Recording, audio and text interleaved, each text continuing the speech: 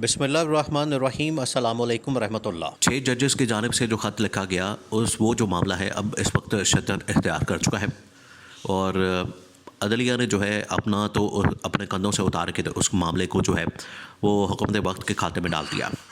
अब हुकूमत वक्त ने क्या किया, उसने भी ये मामला अपने कंधों से उतार के तो ये साबिक चीफ जस्टिस तसद्दुक़ हुसैन जिलानी के सपुर्द कर दिया और यक रुकनी एक कमीशन बना दिया जिसको तसद्दुक़ हुसैन जिलानी चलाएंगे।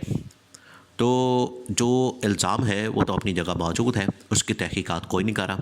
आज जो है उन इल्ज़ामात की तहकीकात के लिए ना सिर्फ इमरान खान की जानिब से मुतालबा किया जा रहा है तहकीकात का, बल्कि पाकिस्तान के अंदर तकरीबन कोई 500 वकला ने इस हवाले से डिमांड रखी है कि इस मामले पर असकुत नोटिस लिया जाए और इसको सॉल्व किया जाए।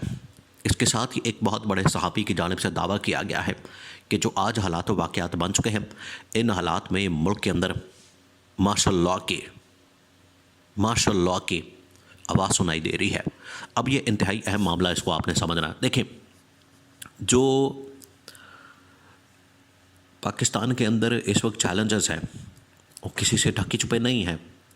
पाकिस्तान के अंदर महंगाई, बेरोज़गारी, अदालती मुआशी मैदान के ऊपर जो चैलेंजेस हैं वो बढ़ते जा रहे हैं और एक एक करके वो बढ़ते जा रहे हैं।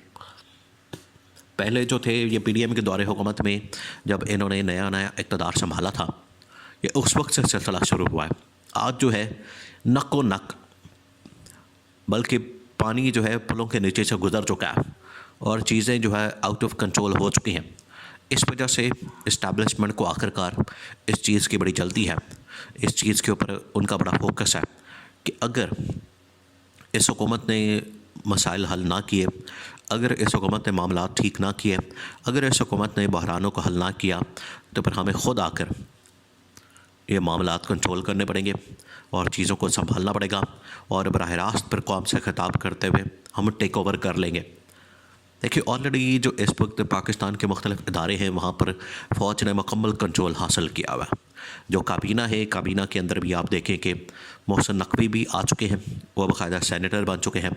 अनवारुल्लाह काकर, फिर सरफराज बुगटी बलूचिस्तान के सीएम, और जो इस वक्त वफाकी हुकूमत है वो भी एक किस्म की आप समझ लें कि डमी हुकूमत है, उसके पीछे फ़ौज ही है। अब उसके बाद जो नादरा के अंदर बतौर चेयरमैन जिनको लगाया गया वो भी एक जर्नल हैं।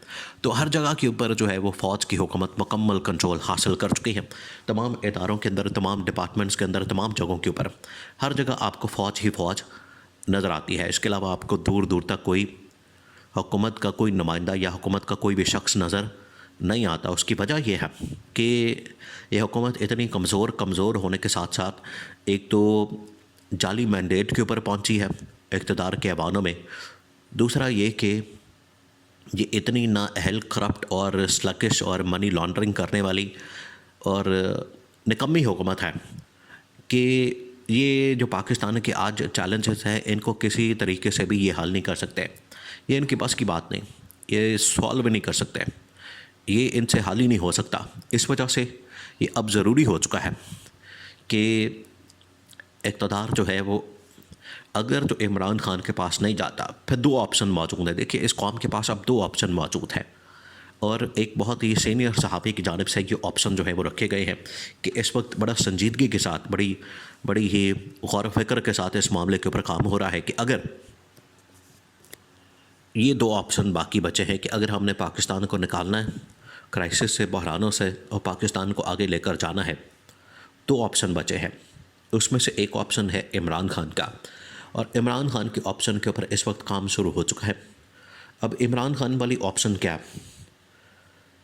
इस वक्त केपी के अंदर तो इमरान खान की गवर्नमेंट है, लेकिन बाकी जो सूबों के अंदर गवर्नमेंट है जिसमें पंजाब है, सिंध है, बलूचिस्तान है, उसमें पंजाब सबसे बड़ा सूबा है। पंजाब सबसे बड़ी अवाम वाला सूबा है और वहाँ पर जो हुकूमत है मरियम नवाज़ की, उसकी कारकर्दगी अभी तक 0/0 है, 0/0। कोई कारकर्दगी नहीं, उसके अंदर कोई परफॉर्मेंस नहीं, कोई प्रोजेक्ट नहीं, कोई उसके अंदर इन्वेस्टमेंट नहीं, कोई उसके अंदर ऐसी चीज़ नहीं जिससे कहा जा सके कि पंजाब के अंदर जो है वो अगले 5 सालों के अंदर, अगले 1 साल के अंदर, 2 साल के अंदर कोई बड़ी तब्दीली रोनमा हो सकती है। वो बच्चे से बच्चा अगर आप उससे बात कर लेंगे तो आपको बता देगा कि किस किस्म की नाअहल हुकूमत जो है वो इस वक्त पंजाब के अंदर आ चुकी है। और वफाक के अंदर भी यही हाल है। वफाकी हुकूमत का जो हाल है वो आपके सामने है कि ना उनको ख़जाना के मामलात का अंदाज़ा है, ना उनको मुआशी मामलात का अंदाज़ा है, ना सियासी, ना उनको बैनुल-अक़वामी चैलेंजेस का अंदाज़ा है, और ना ही अब ये जो अदालती महाज के ऊपर चैलेंजेस ने सर उठाया है, ना उनका इनको पता है। तो ये चीज़ें तो अब इनमें इजाफा हो रहा है, कम तो नहीं हो रही, बहरान ख़त्म तो नहीं हो रहे। तो पंजाब हुकूमत की नाकामी के बाद और वफाकी हुकूमत की नाकामी के बाद जो ऑप्शन बचती है, पंजाब के अंदर भी सबसे ज़्यादा वोट मेजॉरिटी इमरान खान के पास है।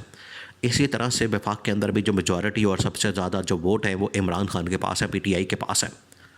तो अगर दोनों जगहों पर हुकूमत और साथ में KP तो ऑलरेडी इमरान खान के पास है, दे दिया जाता है, तो कम से कम ये जो बड़ा एक इलाका है KP, पंजाब और वफाक का मिला के, वहाँ पर कारकर्दगी अगले 2-3 साल में, 5 साल में बेहतर की जा सकती है। और पाकिस्तान को दोबारा से 2022 से, जहाँ पर पाकिस्तान को तरक्की और खुशहाली के जो ट्रैक से उतारा गया, वहाँ पर दोबारा से गामजन किया जा सकता है, उस ट्रैक के ऊपर लाया जा सकता है। ये तो एक ऑप्शन मौजूद है और उस हवाले से इसके ऊपर काम शुरू हो चुका है कि इमरान खान के केसेस और मुकदमात इमरान खान के ऊपर जो इस हवाले से जो कुछ भी इंतकामी कार्रवाई का सिलसिला है उसको रोक के बंद करके, क्योंकि डील तो इमरान खान ने करनी कोई नहीं।